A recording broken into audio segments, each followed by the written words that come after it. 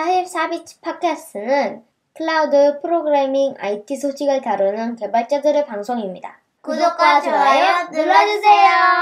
안녕하세요. 44비치 팟캐스트 178화 시작하겠습니다. 저는 진행을 맡은 너구리라고 합니다. 네, 주로 말을 하는 아웃사이더입니다. 안녕하세요. 편집하고 있는 CP입니다. 전 가끔 오는 얼굴 없는 후얌얌이라고 합니다. 네, 얌얌님은 얼굴 노출을 꺼려 하셔서 저희가 마이크만 지금 나오고 있는 상황이고요. 근데 177화 아니에요? 8화라고 시작하신 것 같아서. 8화. 177. 아, 7화예요? 네. 네네. 제가 잘못 읽었네요. 네. 감사합니다. 벌써 170, 그러네요.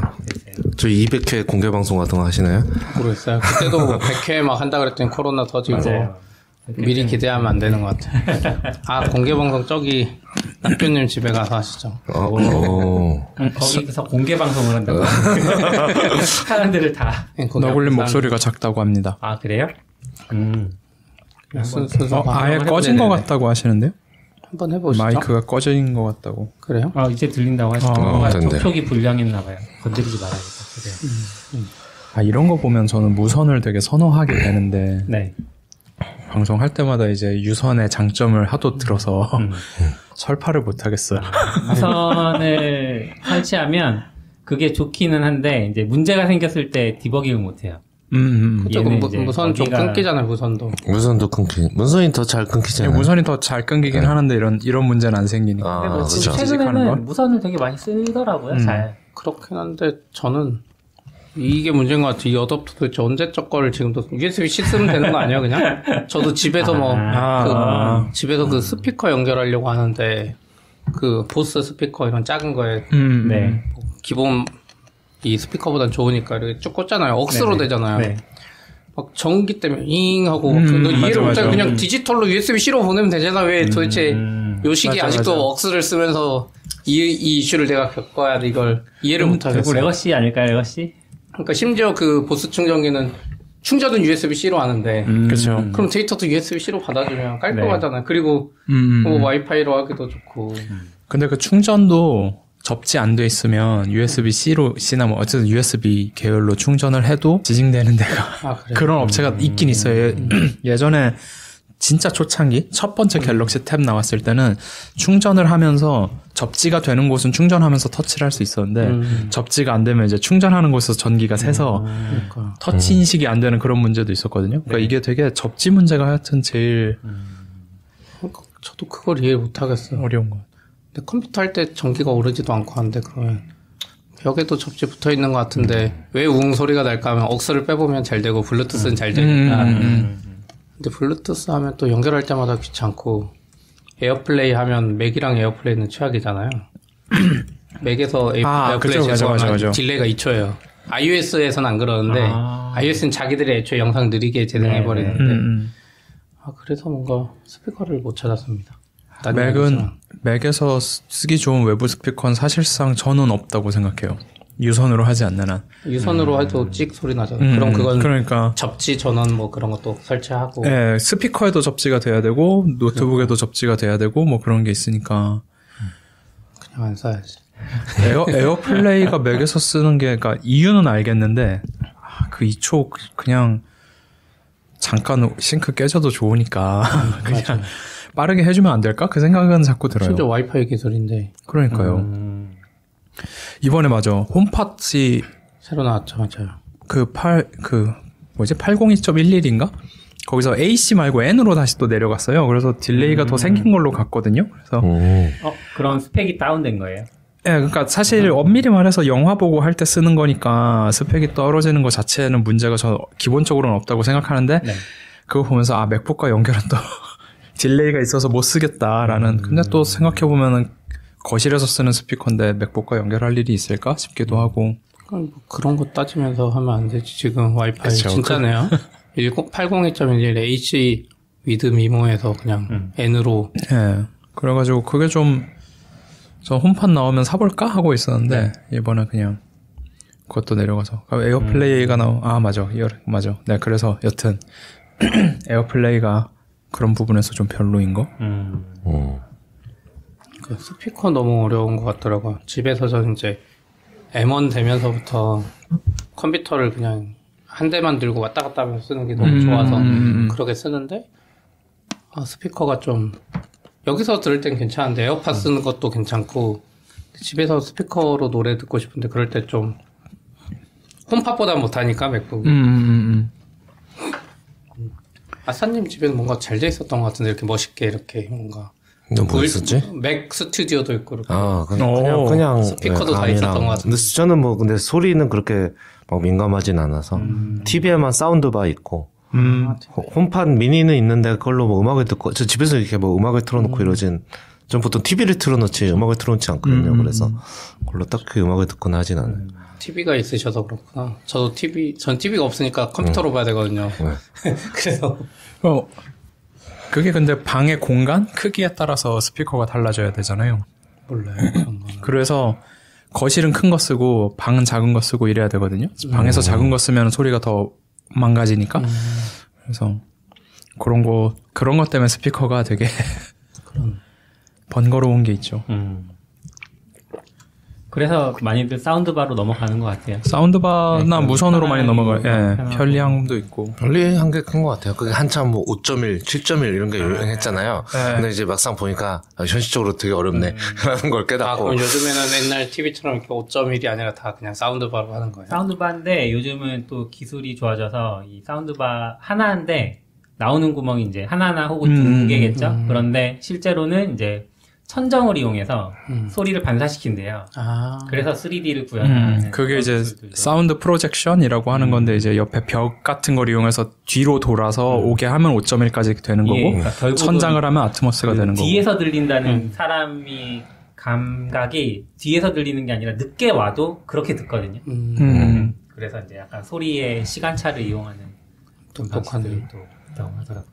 그래서 제가 예전에 쓰던 사운드바는 양쪽을 뜯어낼 수 떨어지는 그런 방식이었어요. 그래서 걔를 뒤로 보내면 걔가 서라운드 스피커가 되는 방식이었는데 그렇게 되면 이제 앞부분이 이 채널이 되게 또 좁아져 버리니까 그건 또 그것대로 안 좋고.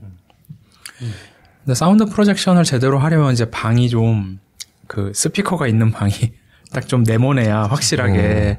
보통 거실은 이제 한쪽은 유리창으로 막혀 있으니까 근데 커튼을 치면 거기선 반사가 안 되는 거고 또 그 반대쪽은 너무 멀잖아요.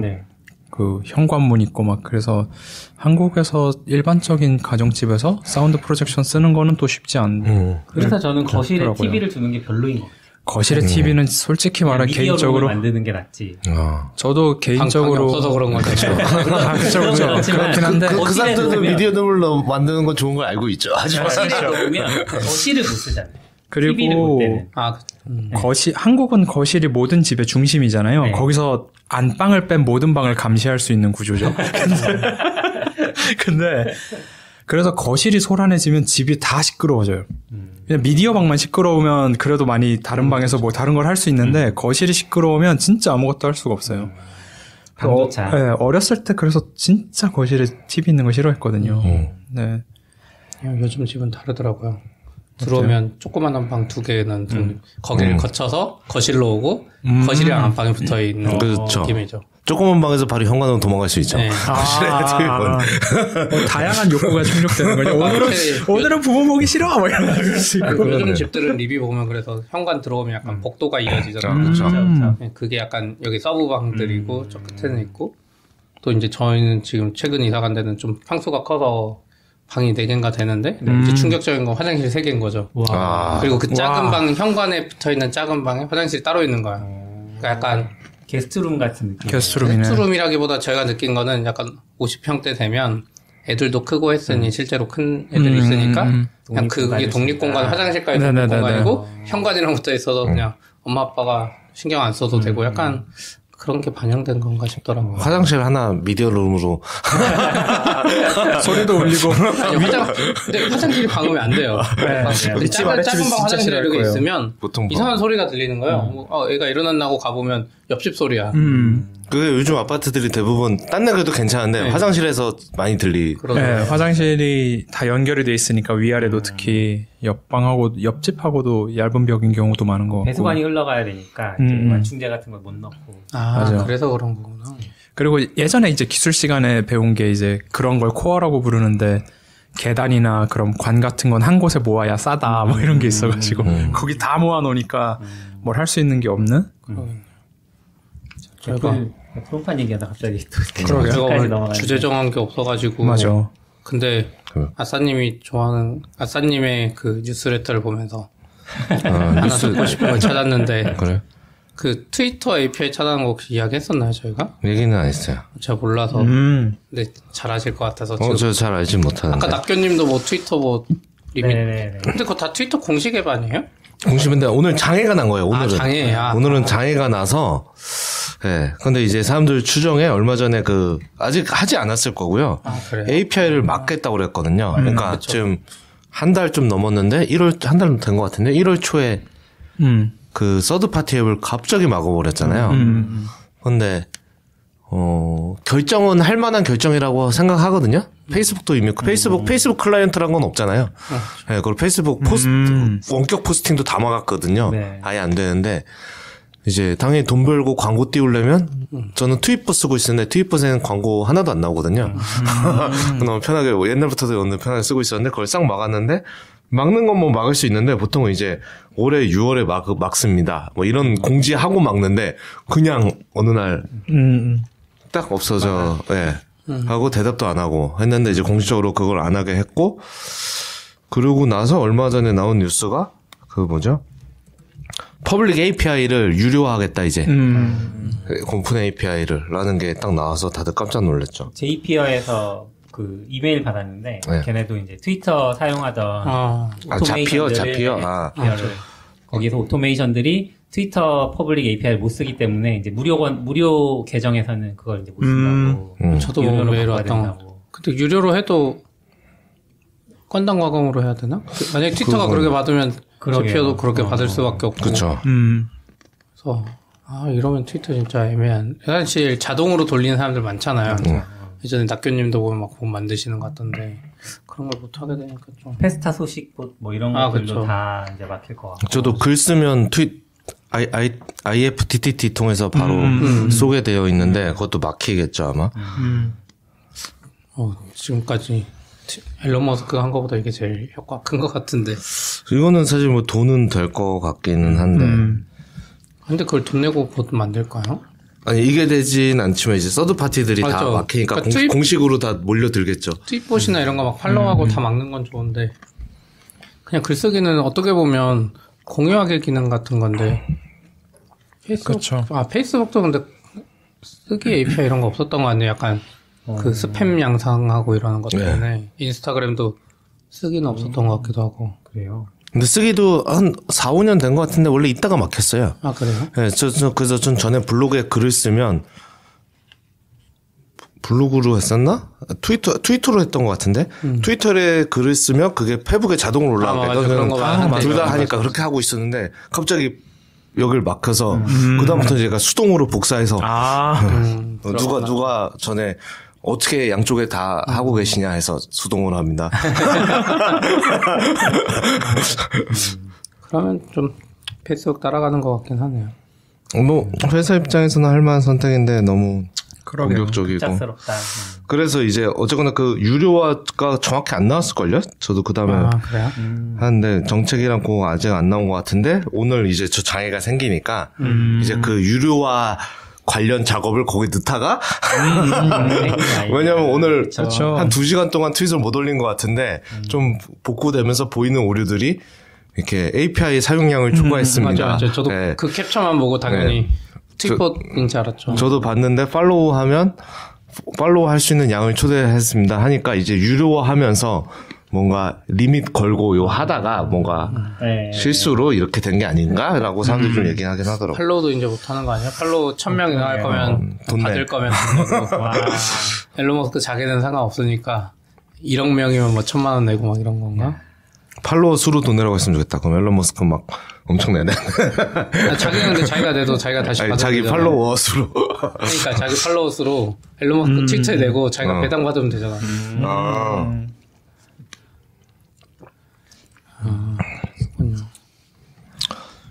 트위터 정말 좋아하는 서비스인데 참 안타깝게 돼가고. 그러게요. 저도 트위터를 잘 안 써가지고. 더보기 기능도 생겼다고. 더보기가 뭐예요? 트위터에서 그 더보기 누르면 나머지 글이 보이는 거 있잖아요. 페이스북처럼. 글자 뭐 그런 얘기도 있었죠. 지금 나오고 있고. 아니 150자밖에 안 되는데 그게 필요해요? 그걸 늘리겠다는 거죠. 아 이제 150자로 푼다고요? 네.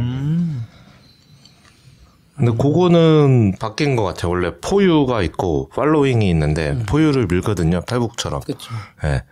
근데 트위터 하는 사람들은 다 싫어하죠. 그걸 다 싫어하는지 모르겠어요. 네, 하지만 전 대체적으로 제 주위 사람들은 다 싫어하는데 이제 그거를 강제하지 않겠다. 원래 강제하고 있었거든요. 강제하지 않겠다고 발표는 했어요. 원래 이렇게 바꿔놔도 다시 이렇게 돌려놓고 바꿔도 이렇게 했거든요. 근데 이제 그냥 팔로우하는 사람은 팔로우하고.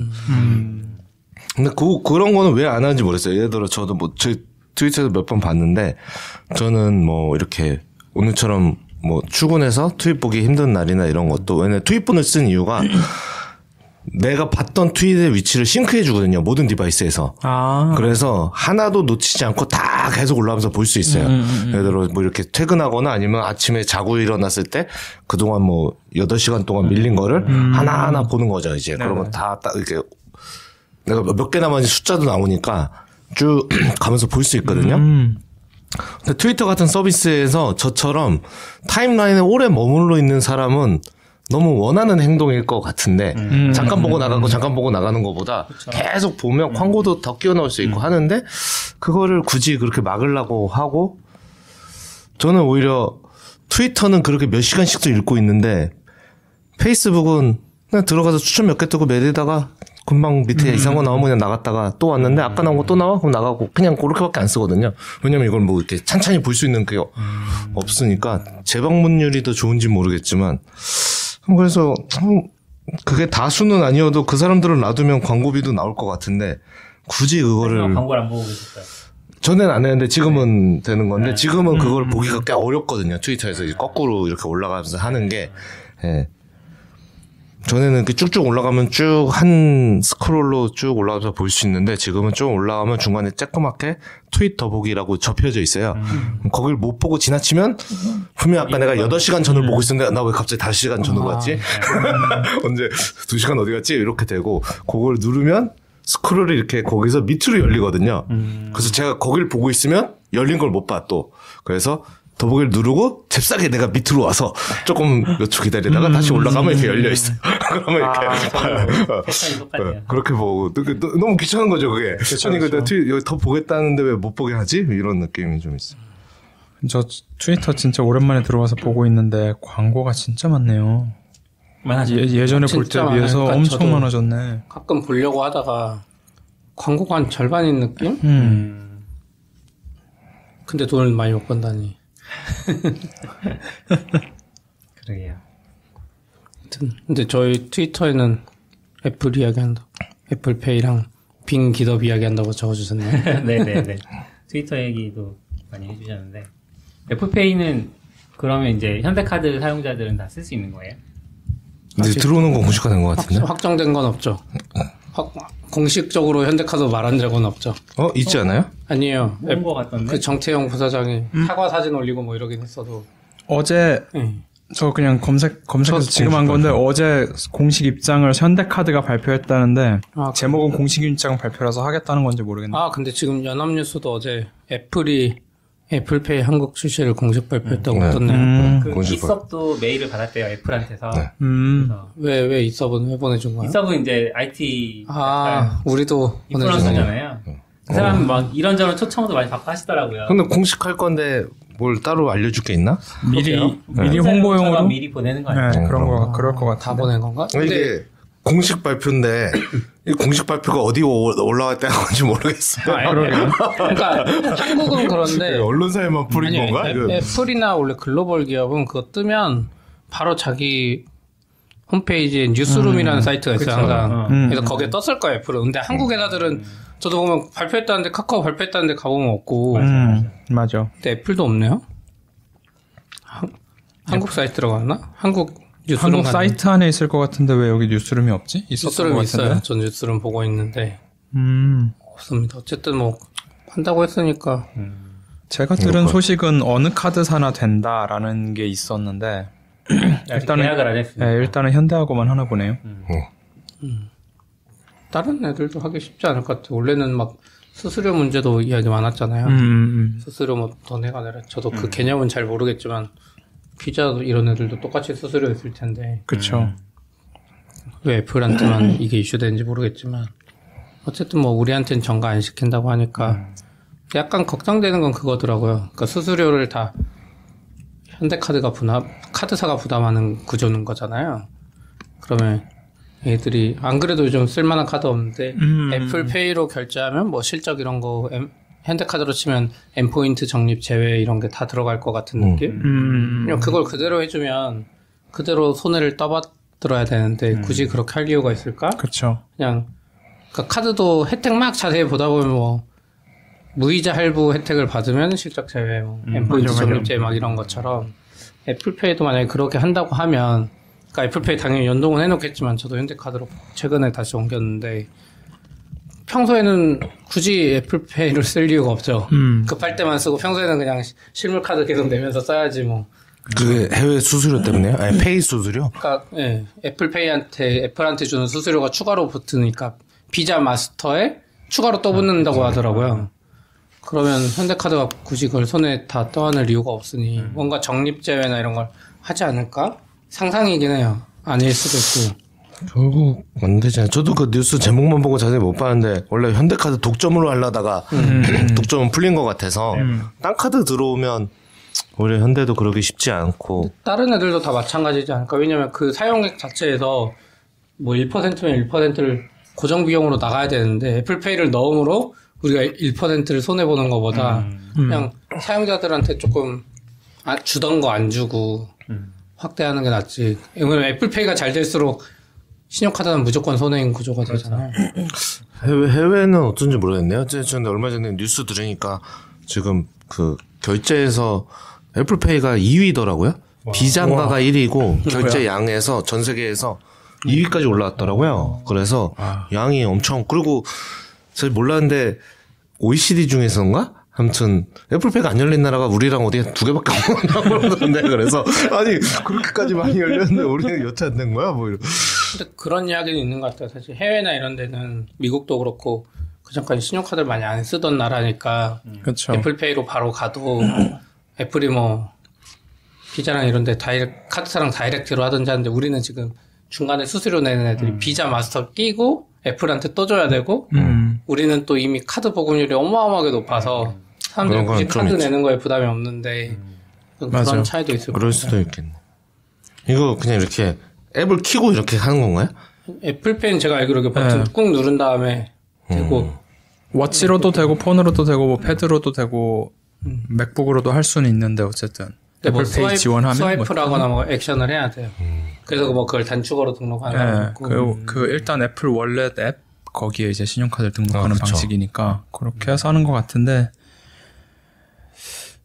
일단 뭐 들어오면 들어오는 건데 사실 저도 페이를 외부에서 페이 쓸 일은 거의 없으니까 결국 몇 프로 적립해 주냐 요거만 이제 집착하게 되잖아요. 그래서 얼마나 많이 쓸지는 모르겠어요. 한국에서 그리고 잘 될지도 좀 말씀하신 것처럼 신용카드 대부분 쓰고 있고 애플페이 가장 큰 단점이 지금 교통카드가 또 안 된다고? 교통카드 됐으면 좋겠는데 네. 아직 제휴를 안 했다고. 그러다 보니까 이제 그걸로 다 해가 되면은 사실 저 같은 경우는 삼성페이가 되니까 얘만 들고 다니고 나머지 카드는 제 가방에 들어있지 제가 직접 꺼낼 일이 없거든요. 그런 게 편한데 애플페이는 그게 좀 아쉽죠. 지하철이 되면 제일 편한데 딱 맞아. 저도 그걸 며칠 많이 쓸 것 같아. 근데 저 같은 경우는 나오면 이게 어디 가냐에 따라 아무리 다 되진 않을 테니까 한참 동안은 근데 좀 쓸 것 같아요. 그러니까 저는 삼성페이를 안 쓰니까 보통 폰으로 하면 뭐 딴 게 더 있는지 모르겠는데 카카오페이 아니면 네이버페이인데 대부분 충전식 아니면 지갑에서 나가잖아요. 네. 그러면 이제 뭐 잔액에 따라서 일부 여기서 나가고 또 통장에서 빼고 막 이렇게 좀 저는 그게 별로 막 이렇게 사용하는데 불편하진 않은데 좀 귀찮더라고요. 그래서 그렇죠. 보통 저는 카드를 쓰는데 만약에 그냥 이게 카드가 되면 애플페이로 할 것 같아요. 근데 네이버페이도 그냥 카드로만 할 수는 있긴 있어요. 아 그래요? 등록해놓으면. 그러니까 충전머니는 옛날이고 지금은 다 되거든요. 그래서 저도 쓸 것 같긴 한데 이제 결국 그 가치관의 문제죠. 내가 그냥 실물 카드를 써서 대부분 대중교통 할인이 있으니까 그걸로 한 달에 뭐 10,000원을 할인 받을 수 있는데 난 그걸 안 받아도 되는가. 그러니까 여기서 저 앱 이거 안 들고 다니고 이거 쓰면서 10,000원을 나는 더 쓸 수 있는가. 맞아. 이 가치 판단의 문제일 것 같아요. 10,000원 할인까지 카드로 하고. 근데 대부분의 사용자는 그냥 제 생각에는 애플페이 같은 거 쓸 거예요. 근데 그거를 현대카드도 노린 것 같고 혜택을 안 줘도 전. 왜냐면 그 이유 중에 하나가 지금 뭐 우리 앱스토어에서 보면 무슨 뮤직 결제하거나 네이버 웹툰 쿠키 결제하고 이런 거 한 10%가 20% 비싸거든요. 앱스토어에서 하면 비싸요. 그냥 홈페이지 접속해서 사면 훨씬 싼데 그래도 사람들이 앱스토어에 사기 때문에 맞아. 앱스토어 매출 상위예요. 그렇죠. 그러니까 그 돈을 포기하는 사람들이 너무 많아. 그래서 쓰긴 할 사업, 건데. 그럼 그 돈으로 하는 사업을 하면 대신 결제고 몇 프로 먹는 거죠. 이게 앱스토어에 못 올리잖아. 이게 결국 보면 네이버페이가 오프라인 시장에서 그렇게 막 잘 활발하게 쓰이지 않는 이유가 결국 삼성페이는 다 그러니까 똑같이 스마트폰을 내는 상황인데 단계가 몇 개 더 있냐 없냐 이 차이인 거잖아요.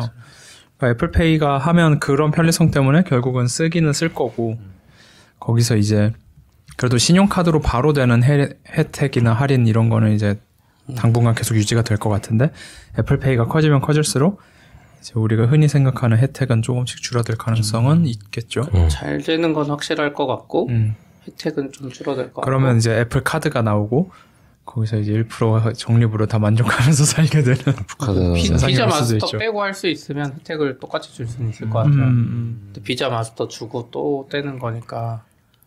근데 그 비자 마스터를 뺄 수 없을 것 같아요.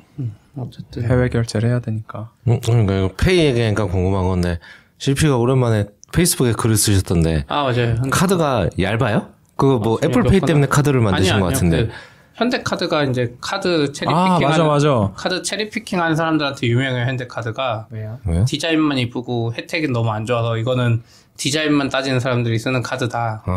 약간 잘 안 알아보는 사람들이 디자인빨로 쓰는 카드다 이건데 현대 그린 카드를 이제 최근에 제가 나구나 현대카드.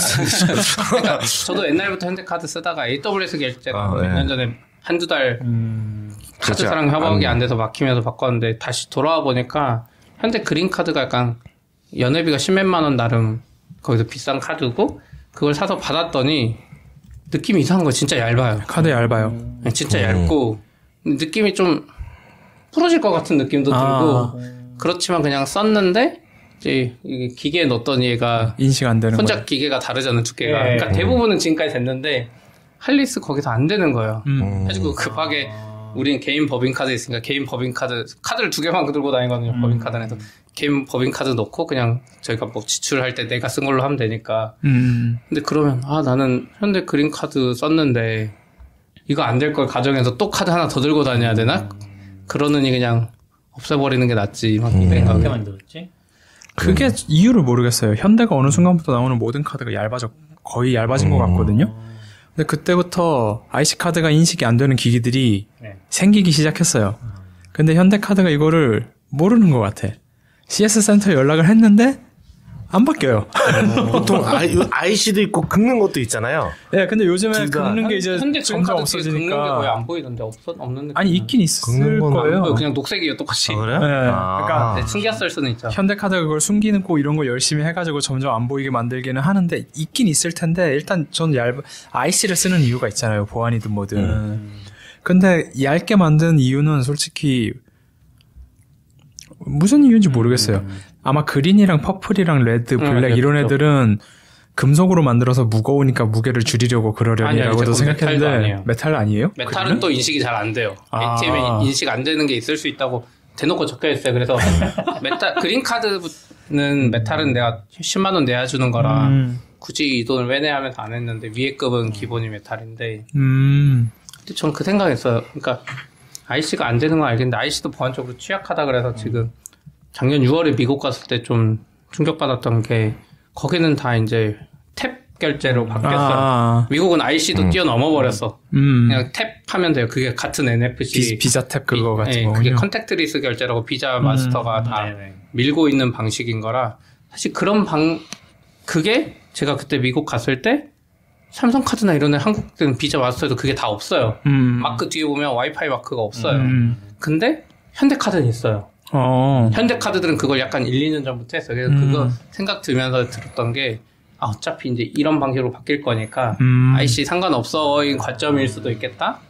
근데 그래서 실제로 이제 뭐 여기 단말기 뭐 애플페이 할 때 이슈 보면 뭐 단말기가 NFC 지원하고 이런 말 많은데 사실 우리가 다니는 데는 대부분 있거든요. 이미 와이파이 마크랑 NFC 결제할 해서 요즘에는 의도적으로 그냥 한 번씩 애플페이 되는지 볼 겸해서 꽂으라 그러는데 안 꽂고 그냥 미국에서 썼던 경험으로 거기 일부러 되거든요. 근데 안 되는 애들이 있어요. 그러니까 돼야 되는데 되는 데도 있어요? 그냥 카드만 돼도? 그냥 되면 더 빨라요. 되면 그냥 순식간에 그 애플페이 결제처럼 띠딕하고 바로 IC는 꽂으면 기다리세요. 그렇죠. 근데 걔는 아니야. 띠딕하고 끝이거든요.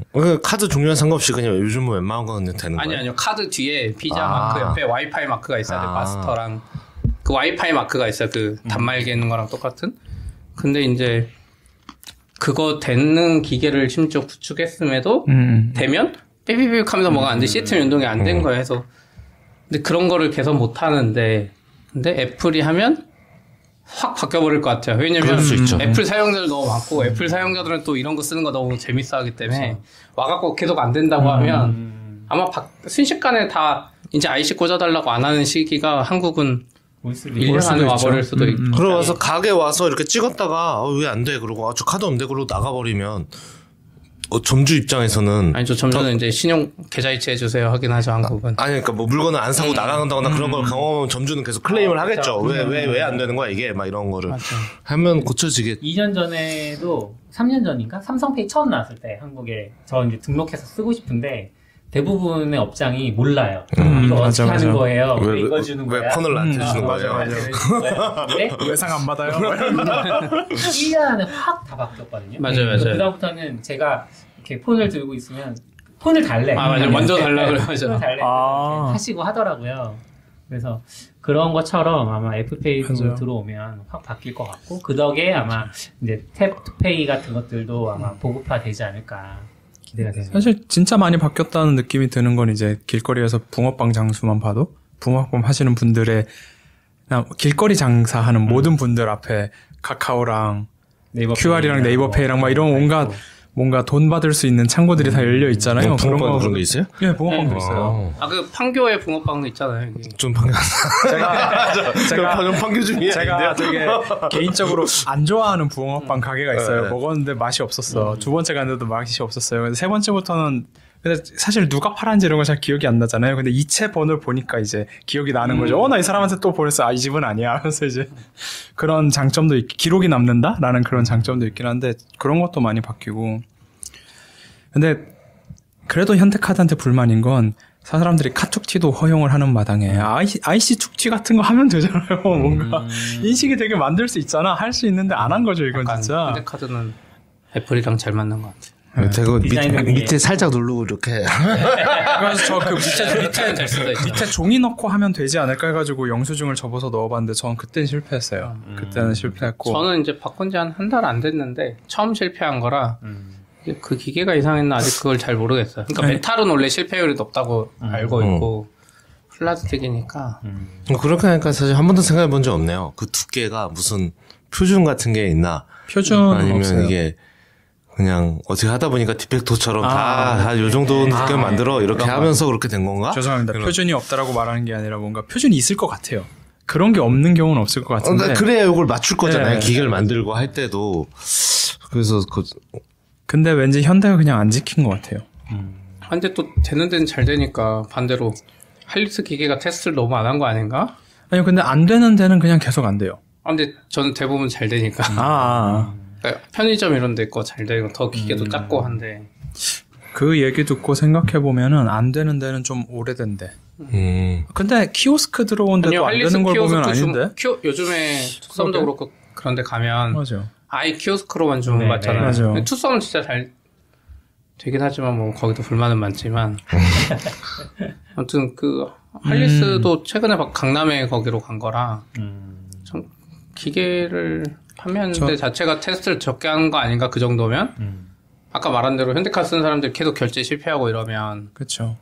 근데 결제 실패했다는 로그가 안 남아요. 아, 맞죠. 저 해봤는데. 왜냐면 들어온지를 몰라요. 그러니까 딱 꽂으면 카드를 꽂으세요 하고 바가 움직이길래, 키오스크가 카드를 결제하는데 오래 걸리나 보다 하고 계속 기다렸거든요. 근데 한 10초 기다리면 카드를 넣어주세요. 그러고 무슨 소리 하고 다시 했더니 카드가 들어온지 몰라서 말 그대로 그냥 진행 바는 움직이고 있으니까 난 카드 인식한 줄 알았죠. 생각해보면 약간 실제로 그렇지 않지만 IT 하는 거 하면 이제 젠더 생기면 웃기겠네요. 이렇게 SD 카드처럼 일반 카드 제가 꽂고 닦고 보면 잘 되는 거 이런 거 핸드 카드에서 같이 이렇게 팔면 옛날에 그 미니 카드 이런 거 할 때 미니 카드 한창 나올 때 그러니까 IC 쪽만 이렇게 잘라서 쓰는 미니 심 카드 같은 그런 느낌의 카드들이 있었어요. 근데 이게 보통 넣을 수 있는 곳이 없잖아요. 마그네틱도 없고.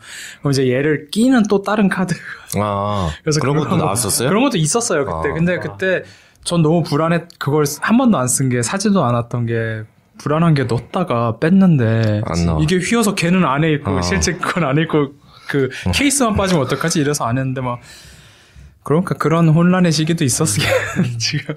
새까맣게 나온지 모르고 예전에는 그 IC카드 아니고 교통카드 같은 거였던 것 같은데 이렇게 녹이면 안에 칩 나오면 이제 그걸 가지고 딴 데다 이렇게 이렇게 폰에다 붙이고 막 이런 거 막 유행하던 때가. 그러니까 비자가 탭투페이 같은 거 잘 되면 녹여서 여기 넣으면 되는 거 아니에요? 그렇겠죠. 그 칩이 어떻게 생겼는지 모르겠지만 말씀하신 교통카드는 RF심이었던 걸로 기억하고 NFC가 그게 되는지 모르겠어요. 저도 잘 안 될 건 없을 것 같아요. 특별히 전원이 있지도 않고 자기들만 하지 말고 그러면. 근데 삼성도 안 풀어. 근데 그걸 녹여서 할 거면 차라리 그냥 카드사에서 NFC 칩만 팔면 안 되나? 아니 NFC 칩. 아니 NFC 칩이 아니라 사실은 핸드폰에 NFC가 있는 건데 그걸 안 열어준 거잖아요. 근데 그 안에도 뭐가 있긴 있을 거잖아요. 그거 하니까 카드에도. 옛날에 그거 있었어요. 하나의 카드에 여러 가지 카드사를 넣어주는 그런 서비스가 있었어요. 스타트업 같은 거 미국에 있었죠. 그리고 맞아 있었는데 순식간에 망했어요. 왠지 모르겠는데 순식간에 망했어요. 이유까지는 모르겠어요. 이거 나오면 근데 왠지 그게 있었던 것 같아요. 제가 봤던 거는 무슨 뭐더라? 약간 카세트 테이프의 방지 막는 것처럼 아예 3.5인치 디스크 뭘 얘기하지 좀 이해가 편하지? SD 카드 보면 이렇게 뭔가 막대기 움직여서 읽기 전용으로 바꾸고 쓰기 방지 뭐 이런 거 하는 것처럼 뭐 1번에다가 놓으면 무슨 카드, 2번에 놓으면 무슨 카드, 3번에 놓으면 무슨 카드 뭐 이렇게 동작하는 방식이었거든요. 제가 본 건. 근데 결국은 이제 결제할 때 최적의 카드를 못 찾아주니까 사람들이 안 쓰게 된 게 아닌가 싶기는 한데 카드사하고 아마 계약도 잘 안 된 것 같고 그런 게 있긴 있었는데 역시 뭔가 그냥 결국 다 핸드폰으로 해야 되지 않을까. 시간이 지나면 법적으로 그런 게 있는지 모르는데 이심 같은 것처럼 카드도 그냥 이 카드로 그냥 애플페이나 삼성페이 있으면 이렇게 카드 사가서 정보 입력하고 다운받으면 띡 들어와도 그것도 괜찮을 것 같아요. 오히려 삼성페이는 그렇게 되고 있죠. 이미 카드 실물이 없어도 돼요? 카드 실물. 그러니까 새로 카드를 발급받는데 그건 내 카드를 여기 넣는 거 아니에요? 거기서 할 수 있는 거 아니에요? 안 돼요?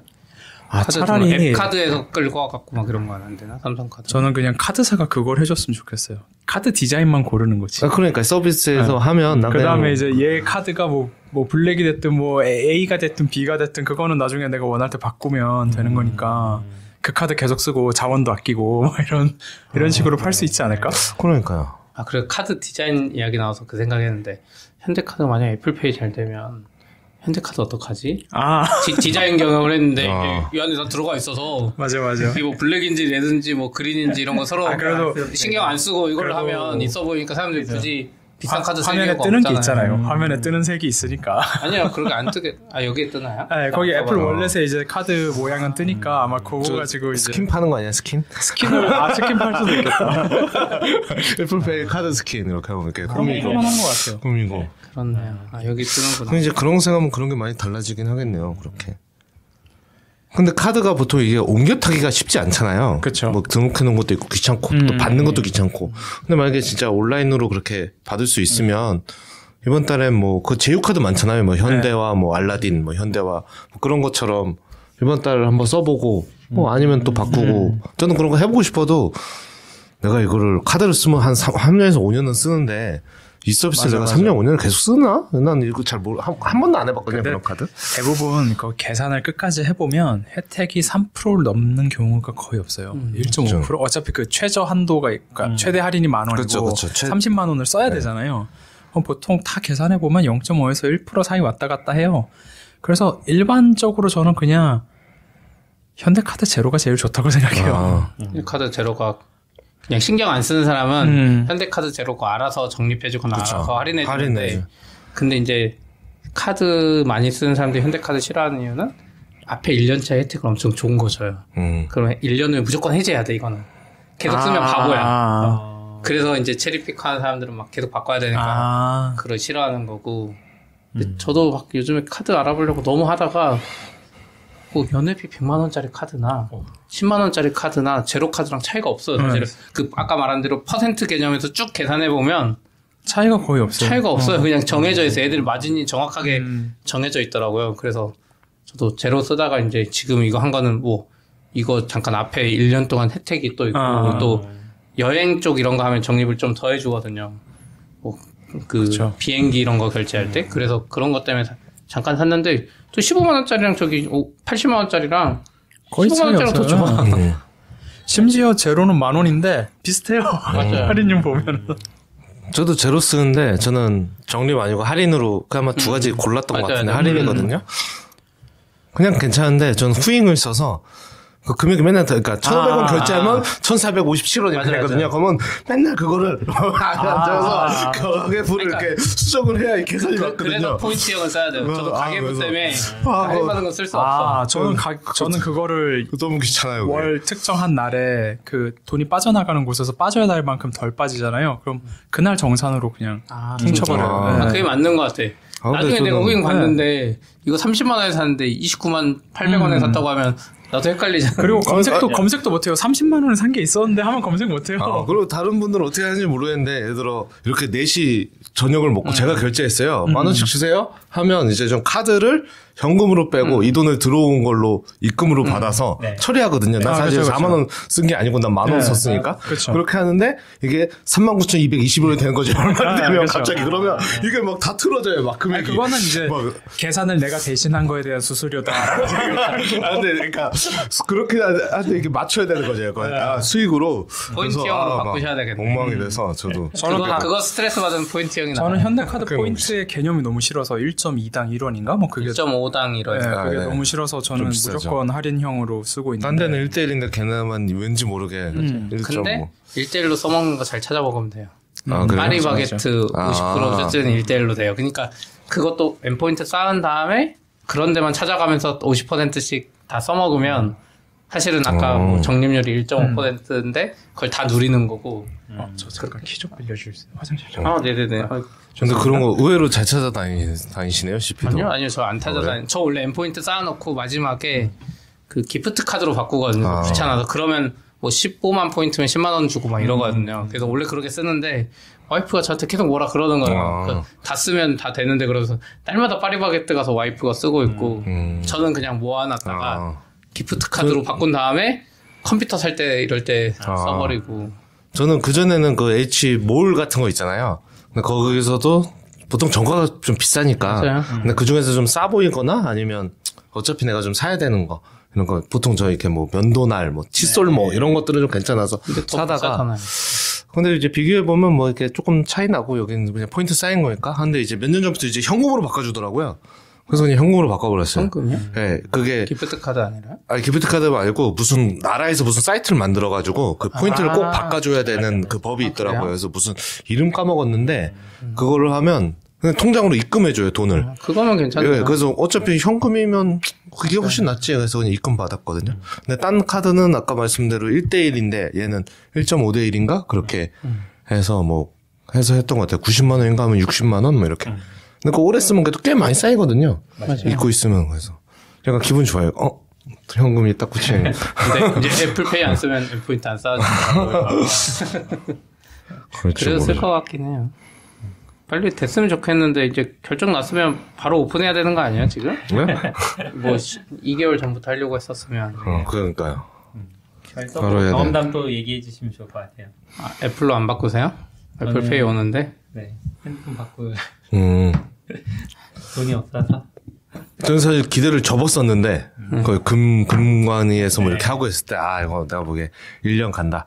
이런 느낌으로 약간 포기하고 있었는데, 갑자기 또 갑자기 통과 이렇게 해가지고 웬일이야? 그 뭐 좀 다른 얘기인데 네. 기섭에 새로운 기능 같은 게 좀 들어왔나요? 기덥이요? 네. 기덥이 못 들어왔지? 저는 오늘 봤던 거는 머지 큐? 아, 네. 들어왔던데 맞아. 머지큐는 원래는 뭐 하는 기능인지 몰라서 일단 켜놓고 머지큐는 그거죠. 원래 CI가 돌아야 머지가 되잖아요. 그러니까 CI가 총괄을 보통 CI를 걸어놓고 네. CI가 통과해야 머지를 할 수 있단 말이에요. 그런 식으로 하죠. 네, 그렇게 해서 이제 룰마다 다른데 저도 그런 경우 많은데 예를 들어 승인에다 봤어요. 머지하고 싶었는데 내 브랜치가 아웃데이트래. 그래서 리베이스를 하고 다시 푸시를 했더니 CI가 돌아버려. 네. 그래서 CI를 기다리다가 좀 지루하니까 딴 작업을 까먹고 왔어. 또 아웃데이트래. 그래서 또 리베이스해. 그럼 또 CI가 돌아. 이런 거 있거든요. 근데 머지큐는 CI 돌아서 통과하면 그냥 머지해. 내가 누르고 가버리는 거죠. 물론 CI가 실패하면 멈추는데 이제 Q에 넣어놓고 CI 돌리고 그래서 아마 그게 머지 웬 레드인가? 뭐 버튼이 뭐 그럴 거예요. 네, 그래서 CI 다 돌고 끝나면 그냥 들어가. 네, 이건 한국어니까 그 용도가 Q인 걸로 알고 있어요. 저는 약간 머지 큐라는 이름을 보고서는 플리캐스트 머지를 큐처럼 여러 개를 쌓을 수 있는 건가 이런 생각을 했었는데 좀 다른 개념. 그렇게요. 버튼 이름이 저도 머지 웬 레디라고 돼 있네요. 네. 그래서 그런 걸로 알고. 어떤 것 같은데 그런 버튼은 아닌가? 그거 말고 저도 지금 얘는 기능 너무 많으니까 이게 오토머지가 또 있거든요. 네. 조건 되면 조건 되면 그냥 바로 머지 시켜버리는 거 그런 거랑 좀 있긴 있을 거예요. 그런 거 있고 다른 거는 근데 이게 머지 큐는 아직 퍼블릭 베타라서 활성화해야 되는 세팅 가서 활성화해야 되죠. 되는 것 같더라고요. 그런 거 말고 뭐 새로 뭐 들어왔지? 그 뭐 라지 액션? 기덥 액션에 쓸 수 있는 라지 뭐 들어갔다는 거 아니었어요? 라지 러너도 제가 소식을 따로 듣는 데가 있어가지고 이게 최근인지 모르겠는데 작년 유니버스에서 아마 발표했을 거예요. 라지 러너. 그래요? 그리고 저는 열린 줄 알았는데 그게 아직 베타라서 신청해야 되더라고요. 맞아. 이번에 퍼블릭 베타도 꽤 됐는데 기사보 체인지로 보니까 2022년 9월. 그게 엔터프라이즈인가? 아무튼 저도 그냥 쓰는 줄 알고 그때 한번 정리해봐야지 했는데 몰랐다가 이번에 하니까 신청을 해야 되더라고요. 그래서 ORG 오너가 엔터프라이즈 오너가 신청을 했더니 바로 열어줬어요. 사이트에는 베타라고 되어 있네요. 네, 퍼블릭 베타. 그리고 이거는 저희가 팟캐스팅과 보여주기가 좀 어려운데 GitHub 블록스라고 있어요. GitHub 넥스트에서 만든 건데 이걸 어떻게 설명드려야 보여드릴 수가 있나? 링크를 알려주시면. 네, 있죠. 사이트. 피에로 CKS. GitHub 넥스트는 뭐예요? GitHub 넥스트는 GitHub의 좀 차세대 기술 같은 걸 좀 리서치하고 하는 조직이고 코파일럿도 넥스트 프로젝트의 하나 해서 실험하고 그게 제품이 되기도 하고 그래서 넥스트 홈에 가면 여러 가지 프로젝트가 있고 뭐 프리뷰, 뭐 실험 중 뭐 제품화됨 뭐 이렇게 표시가 있어요. GitHub 블록스는 뭐예요? 설명과도 너무 어렵네. GitHub 블록스는 저도 설명이 좀 어려운데 나 여기 왜 저장소가 안 되지? 그러니까 예를 들어 저희가 코드 에디터 뷰가 있잖아요. 네. 거기에 기능을 넣을 수 있어요. 그러니까 예를 들어 뭐라고 해야 되지? SVG 파일이에요. 그러면 위에 고르는 게 나오거든요. 그래서 SVG 파일 액티베이터 이런 누가 블럭을 만들었다고 하면 그걸 선택하면 SVG가 그 화면에서 그냥 바로 돌아가요. 왜냐하면 타입스크립트로 코드를 짜서 그 기능을 만드는 거예요. 그 에디터가 지금 GitHub에서 준 것만 할 수 있잖아요. 거기다가 추가로 뭘 할 수 있게 하는 거죠. 예를 들어 자바스크립트, 예를 들어 그런 거 우리 이름 까먹었다. 그런 사이트 많잖아요. HTML, CSS 이렇게 넣고 실행해서 돌리는 그런 기능을 내가 블록이라는 걸로 만들어서 배포를 하면 사람들이 이제 할 수 있어요. 이 저장소에서 JS 파일 패턴이 요거면 실행해 이렇게 할 수 있으면 거기서 그 사람이 고르면 거기서 이렇게 돌릴 수 있는 거죠. 그런 거를. 그거를 이제 얘네가 하더라고요. 저도 이거 설명을 한번 들었는데 이거를 이걸 근데 보여드려도 베타예요? 또 지금 완전 클로즈 베타. 네. 사이트를 본 느낌으로는 약간 문서화 도구 같은 느낌인데. 아니 약간 여기에 지금 다이어그램이 있으면 다이어그램을 바로 편집할 수 있다? 깃허브에서 그런 아닌가? 이게 그런 예를 들어 기능도 되겠죠. P5 이런 거 하면 나 지금 인터넷이 안 되나? 이게 우리가 네? 팟캐스트 방송이라서 예절 이건 지금 왜 안 되지 나? 전혀 안 보일 것 같은데요 화면에서는. 나중에 안 보이는데 아무튼 이런 거 있어서 저도 좀 요즘 만들어 보고 있고 그러니까 받았거든요. 받아서 좀 테스트를 해보고 있는데 이게 뭘 만들면 편하나. 근데 아이디어가 별로 없더라고요. 여기서 뭐가 되면 편하지? 이미지 편집기 만들어주세요. 깃허브에서 뭐가 되면 편할까? 이게 파일 단위 혹은 디렉토리 단위로만 되더라고요. 왼쪽에 요즘은 이제 파일 탐색기가 달렸잖아요. 네, 그래서 떴다. 네, 그래서 뭐 엑스칼리드로 다이어그램 같은 것도 그냥 코드가 보이는 게 아니라 그냥 다이어그램 그려서 보여주는 거죠. 여기서 수정도 할 수 있다는 거잖아요. 그렇죠. 네, 수정하게 만들 수도 있고 여기 에디트 버튼 만들 수도 있고 요 기능을 타입스크립트로 짜는 거예요. 자기가 사람들이. 그래서 이제 결국 열리면 이제 여러 사람들이 자기 아이디어 가지고 막 만들겠죠. 저런 아이디어를. 네, 뭐 예를 들어 CSV 파일 읽으면 표로 보여줘. 읽기 어려우니까. 네, 뭐 그런 거 하면 의외로 좀 편할 수 있죠. 그거 무조건 나올 것 같은데 CSV. 그런 건 아마 얘네가 뭐 하지 않을까? 너무 간단한 거라서요. 그래서 저도 이제 아이디어를 굴려보고 있는데 막상 만들기가 예전에 쉽지 않은. 버전 컨트롤이 되는 메모장이 있으면 좋겠다라는 생각을 했었는데 이게 좀 그런 느낌인 것 같네요. 거기에 이제 스크립트 넣어서 좀 더 편집 이용이한 형태로 만든. 저는 얼마 전에 그 생각했어요. 이제 다른 분이 올린 트윗 보고 한 건데 이제 하면서 아이디어 좀 착각하는데 깃허브에서 블록을 사용한 사람이 많잖아요. 네네네. 네. 그거를 아예 여기다가 좀 블록을 짜서 여기서 에디터로 글 쓰고 뭐 이미지 첨부하고 이렇게 하면 맞아. 코드 올라가고 그냥, 이렇게 아예 내가 받아서 푸시하고 이렇게 안 하고 그냥 여기를 좀 에디터처럼 아예 써서 또 이미지 첨부 같은 거 귀찮잖아요. 그런 것도 할 수 있게 하면 편한가? 이런 생각을 좀 그리고 잘 쓰면 롬 리서치 대체할 수 있을 것 같은데. 그렇게 한데 이제 그쵸. 그래서 좀 흥미로운 접근이긴 하더라고요. 그래서 얘네도 보면 저 넥스트도 하면 넥스트는 디스코드를 쓰거든요. 막 계속 물어봐요. 막 계속 DM 오고. 너 피드백 없니? 막 이렇게. 사실 일주일 동안 안 봤는데. 저도 그것도 그랬어요. 코파일럿 보이스로 하는 거. 헤이 코파일럿. 또 안데 계속 DM 와. 저 그때 라스베가스 가서 코로나 걸려서 누워있어 했는데 계속 DM 와. 너 좀 많이 써봤니? 네. 피드백 없니? 막 이런 거 계속 오고 DM으로 디스코드에 계속 연락 오고. 근데 아마 얘네도 이게 제품화 될지 모르고 이런 식으로 실험을 해서 사용자 반응도 보고 피드백 받고 개선해보고 이러다가 그냥 뭐 실험으로 끝날 수도 있고 반응이 괜찮으면 이제 나올 수도 있고 뭐. 코파일럿을 근데 말로 하는 건 뭐예요? 헤이 코파일럿이라고 여기 아까 githubnext.com에 가면 헤이 코파일럿이 있어요. 헤이 코파일럿 그 주석에 쓰는 코파일럿 쓰는 거를 그다음에 이제 뭐라고 내가 영어로 이런 거 하면 어떻게 뭐 하는 것처럼 some function 뭐 이런 거. 챗 GPT를 음성으로 하는 느낌이겠네요. 근데 걔가 뭘로 만들어진지 잘 모르지만 제 영어를 너무 못 알아들어서 딴 애보다 특히 제 영어를 못 알아듣는 것 같아요. 그래서 사실 제대로 써보질 못하고 있는데 그 미국 개발자는 계속 피드백을 달라고 해서 거기다 대고 내가 영어 발음을 못 알아듣는다고 말할 수도 없고. 아니 그렇게 말씀하셔야죠. 아시안의 발음을 전혀 인지하지 못한다라고 하는 것들은 니들 인도인은 챙기면서 우리는 안 챙기냐 이런 줄 알아. 방금 코파일럿 얘기하셔서 챗GPT 얘기도 하시고 챗GPT가 이제 번역기로도 많이 사람들이 활용을 하는데 저는 이제 번역을 하려는 문장이 있어서 챗GPT로 막 옮기고 있었어요. 네. 근데 한쪽에 VS 코드를 띄워놓고 왼쪽에는 챗GPT 띄워놓고 계속 번역을 하고 있었는데 그 오른쪽에 있는 영어 문장 밑에 커서를 옮겼는데 문득 코파일럿이 그걸 번역을 해주더라고요. 네네네. 코파일럿이 챗GPT 써서 그럴걸요? 뭐지?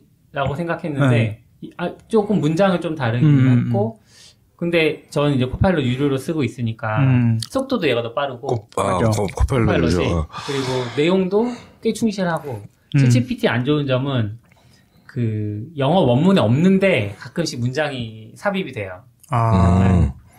그러니까 뭔가 맥락은 비슷하지만 원문에 없는 말들이 들어가기도 하는데 보통 이만한 애들이 여기다 꼭 이 말을 하더라고. 그런 느낌이죠. 코파일럿은 그런 건 없고 딱 맞아. 그 원문에 대해서만 번역을 해줘서. 코파일럿을 어떻게 번역을 해요? 그거 되게 번역해줘라고 밑에서. 아니요. 처음에는 제가 이제 영어 문장 놓고 밑에 한글 문장 놓고 영어 문장 놓고 한글 문장 놨더니 얘가 그거를 인식을 했던 것 같아요. 근데 잘 안 되더라고요. 근데 이제 제일 확실했던 건 영어 문단 밑에다가 엔터 치고 한국어하고 콜론 딱 찍고 기다리면 그 방법도 있구나. 네, 그래서 저는 지금 그 회사가 두 개를 다 써야 되거든요. 항상 한국어랑 영어를 웬만하면. 그래서 이제 VS 코드에다 코파일럿을 켜놓은 상태로 이제 한국어로 쓸 거를 쭉 써놓고 밑에 영어로 첫 번째 문장을 번역해서 적었더니 나머지가 완성이 됐어요. 그냥 그러니까 그 약간 트리거를 어떻게든 주면 알아서 해주는 것 같아요. 그 경우에 이제 ENG 콜론 해놓으면 또 그럴 수도 있고 그거는 생각을 못 해봤네요. 좀 최근에 번역 안 해서 테스트는 못 해봤는데 최근에 보니까 디벨 DPL 디벨이란 게 너무 자연어스럽게 팝하고랑 구글 번역보다도 훨씬 자연스럽게 잘해준다고 해서 전체적인 품질을 모르는데 사람들이 쓰자 올려놓은 거 보면 되게 자연스럽긴 하더라고요. 팝하고도 그렇고 그것도 그렇고 번역을 하면 가끔 단어 하나 밖으로 문장 밖에 튀어나올 때 있거든요. 맞아. 이거 왜 도대체 왜 튀어나온 거야 얘는 막 이런 거 있는데 그런 거 문장을 의외로 되게 자연스럽게 해주더라고요. 맞아요. 그래서 저도 다음에 좀 번역할 때 요거 좀 한번 해봐야 되겠다 이런 생각을 좀 하고 있어요. 전 챗 GPT가 제일 좋았던 게 영어로 일단 문장을 쓴 다음에 문법적으로 고쳐줘. 근데 이제 그래멀리는 그냥 고쳐주고 끝나잖아요. 근데 이제 이유까지 적어줘라고 하면 이제 약간 뭔가 가르쳐 주듯이 나오니까 물론 그래도 걔도 틀릴 때가 있으니까 점검은 해야 되지만 기본적으로 뭔가 내가 이쪽을 좀 봐야겠구나라는 거를 알려주는 점에서는 여러분 그런 면에서 아직 그런 식으로 쓰긴 되게 좋더라고요. 그 챗GPT 관련해서 이제 빙이 최근에 이제 챗GPT랑 연동을 해서 검색을 하겠다, 검색을 내놓겠다 이런 얘기가 있잖아요. 아직 오픈은 안 된 거죠? 발표는 했고 대기열에 들어가야 돼요. 지금 대기 등록을 할 수 있어요. 근데 뭐 MS에 계신 분들 얘기를 들어보면 이제 완전하게 챗GPT랑 똑같은 버전은 아니고 지금 오픈되어 있는 거랑 똑같은 버전은 아니고 뭔가 그 윤리적이거나 이런 문제들이 조금 더 잘 개선된 그런 버전인 것 같고. 그래요? 걔네가 지난번에 했던 거 보면 아닌 것 같은데. 아닙니다. 네. 좀 개선된 버전이라고 하더라고요. 하긴 그때 많이 개선해놨겠죠? 아까 이제 애플페이도 어떻게 보면 우리의 생활 습관을 바꾸는 건데 검색하면 당연히 구글 검색을 할 텐데 이 빙을 쓰기 위해서 빙을 들어갈까? 그게 바뀔 수 있을까? 좀 그렇죠. 근데 저는 약간 판도가 바뀔 수도 있겠다 같은 생각이 살짝 들긴 했어요. 뭐 한 번에 싹 바뀌지 않겠지만 그리고 이런 흐름도 보통 바뀌니까 지금 어쨌거나 지금 현재까지는 MS 판정승이잖아요. 그렇죠. MS가 막 이렇게 지르고 있고 구글이 진화하려다가 사고를 쳤죠. 그래서 바드는 뭐 반응도 별로 없는 것 같고 오히려 실수도 하고 약간 이게 좀 제가 이걸 이쪽 ML 쪽 보는 사람이 아니니까 정확히 타이밍은 모르겠는데 어쨌거나 저쪽에서는 우린 바드 같은 거 있어요. 코드 보여줄게. 근데 보여주진 않으니까 순서대로 한지 모르겠지만 이제 MS에서 우리는 내일 발표해. 그러면 바로 발표해서 그냥 보여주고 오픈AI 불러다가 그냥 해버린 느낌이고 그러다 보니까 얘네도 바로 준비했는데 답변이 잘못됐잖아. 이렇게 하면서 지금 주가가 어제 막 주가 비교하는 트위터 되게 많더라고요. 아, 그래요? 네. 바드가 별로였어요? 저 잘 몰라서. 바드 자체가 별로인지 모르겠는데 보도 자료에 데모를 했는데 그게 뭐 약간 질문을 그러더라고요. 세계 최고추의 천체 반응이 뭐야? 하고 답변했는데 그 답변이 틀린 거예요. 근데 왜 그걸 보도 자료를 내보냈어요? 그러니까 이제 약간은 실수한 거 아니야? 그러니까 답변도 잘못되기도 했고 뭐죠? 어떻게 보면 너무 급하게 준비하느라고 한 거, 뭐, 이제 그렇게 하는 거죠. 그거 한 다음에 어제 구글은 8% 주가 하락하고, MS는 이렇게 계속 유지 혹은 조금 올라가고, 이렇게 지금 돼서. 어제 아웃사이더님 옆에 계시던 분이랑 이렇게 협업하실 때, 지나가서 얼핏 들었는데, 그분 얘기로는 결국 최후의 승자는 엔비디아다, 뭐 이런 얘기. 네, 그쵸.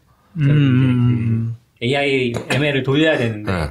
그건 다 엔비디아가 지고 있으니 결국은 그렇죠. 엔비디아로 모인 그런 미국하고 러시아하고 전쟁하는데 여기 무기 팔고 있는 거죠. 무기 사는 나밖에 없어. 그냥 그 열심히 계속 싸우세요. 약간 이런 느낌이야. 옆에서 애플이 우리도 GPU 있어요. 이러지. 근데 구글은 또 머신러닝 할 때 그 TPU라는 걸 쓰니까 네. 그렇게 따지면 구글은 또 아닐 수 있어요. 구글은 좀 다르긴 하죠. 구글은 그때 새로 만들었을 거예요. 그러니까 그것도 뭐 모르겠어. 그 뒤에 엔비디아 들어가거나 뭐 이런 거 모르겠지만 머신러닝 엔지니어 들어보면 TPU가 진짜 성능이 압도적으로 좋은데 문제는 TPU 진짜 비싸다고. 그 대신 그것만 돌리면 성능이나 이런 게 엄청 좋다고 하더라고요. 네. 근데 TPU는 구글이 밖으로 안 푸니까 구글만 쓸 수 있는 거고 나머지는 엔비디아 말고 선택권이 단 하나도 없는 상황. 그 AMD GPU도 어느 정도 지원은 하는데 엔비디아보다 확실히 느리긴 안 된다고 한가 봐요. 상대도 안 된다고 그러고. 거의 절반 속도인 것 같아요. 그리고 그게 그 쿠다? 쿠다 API가 그게 엔비디아 건데 쿠다 API가 좋기 때문에 네. 저쪽에서는 쓰려면 많은 게 바뀌어야 돼. 쿠다가 진짜 나온 타이밍도 기가 막혔고 아이디어도 너무 좋았어요. 그러니까 GPU가 기본적으로 행렬 계산에 특화된 애들이잖아요. 아 그런가요? 네, 행렬 계산을 위해, 그러니까 3D 맞아요. 계산을 하려면 행렬을 계산해야 되니까. 근데 머신러닝 결국 행렬 계산을 하는 거란 말이죠. 근데 쿠다가 나온 건 일단 처음엔 그건 아니었고 이제 영상 변환할 때 네. 영상도 행렬 변환이거든요. 결국 그거 계산하면서 나온 건데 그때 당시에 이제 좀 외면을 받았던 게 영상 그래도 좀 자릿수 많은 더블 뭐 이런 걸 써야 되는데 이제 플롯 같은 걸로 하니까 아무래도 품질이 살짝 떨어지던 시기가 있었어요. 지금은 많이 좋아졌겠지만. 근데 똑같은 행렬을 갖고 이제 머신러닝과 비트코인 채굴을 할 수 있게 된 거죠. 어차피 같은 결국 그 다항식을 푸는 문제니까 결국은 똑같이. 그래서 그러면서 지금 엔비디아가 지금 엄청나게 하고 있는데 이거를 지금 못 따라가고 있는 거죠. 아무도. 되게 처음 홈팟으로 시작해서 되게 많은 얘기들 거쳐 왔는데 오랜만에 잡담했고요. 그래서 1시간 다 돼서 이제 녹화는 종료해야 될 것 같습니다. 다들 긴 시간 동안 그 다양한 이야기를 해주셔서 감사하고요. 준수님이 뭔가 GPT 제로미라는 챗 네네. GPT 서비스도 있다고 얘기하셨는데 GPT 제로.me라는 GPT가 이제 챗 GPT가 쓴 글이냐 아니냐를 판단해주는 서비스 있다는 그런 채팅도 올려주셨네요. 감사합니다. 다들 들어주셔서 감사하고요. 다음 시간에 또 뵙겠습니다. 감사합니다. 감사합니다.